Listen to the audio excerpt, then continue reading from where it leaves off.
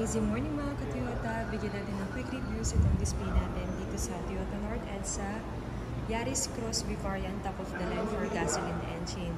Kung mapapansin natin, naka-projector headlight with daytime running lights, LED fog lights, tapos may front end mirror sensor with 360 camera na po siya.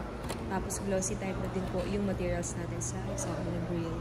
Tapos dito naman po sa mugs natin, 18 alloy mugs machine cut, naka-disc brake na din po siya. Tapos may built-in na 360 camera, ayan, nasa ilalim ng side mirror with blind spot assist, ito siya. So nagbe-blink pag may tumatabi sa ating sasakyan, ina-alert tayo na for safety pictures po. Tapos dito naman po, naka-retractable side mirror, auto-fold na din po siya, pati yung glass mismo, ikaw na mismo yung mag-a-adjust. Tapos dito naman po, meron siyang electronic na adjustment sa seats, naka-leather seats materials, auto-leveling lights, tapos power tailgate. Ito po yung audio control sa steering, yan, may adjustment na din po siya. May paddle lamp, yan, ito to. Tapos naka full digital na din po yung MID display, naka 10-inch touchscreen monitor, may free na built-in dashcam, tapos black interior, yan. Wireless charger, meron siyang Type-C, tsaka ano tawag dito, USB port. Naka, ayan, wala na siya yung traditional na handbrake, so electronic na din siya. Tapos armrest po dito sa side. Tapos dito po, naka-ano na din po siya, chrome lining sa mga window.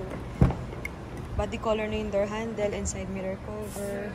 Tapos dito may air vent na din sa second row. May sariling supply sila yung sa second row. Hindi sila may initan. 8 cup holders. Yan. Pwede din siya maging armrest. Patungan ng foods. Yan. Tapos dito, yan, naka-fin type antenna with spoiler. Tapos yan, may cover na din dito sa likod. Yan. Tapos natatambol din yung seats natin. Yan, sa second row. Tapos dito din nakalagay yung spare tire natin. Bali, donut tire lang siya, hindi siya yung mugs na katulad ng display sa labas. Tapos meron siyang, yan, locking sensor, power tailgate. Yan. Pwede na din yung backup camera mo. Tapos LED lights na lahat. So, yun. Sobrang ganda. Sobrang cute niya.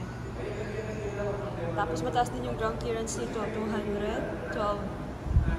4-cylinder, 1.5 engine size.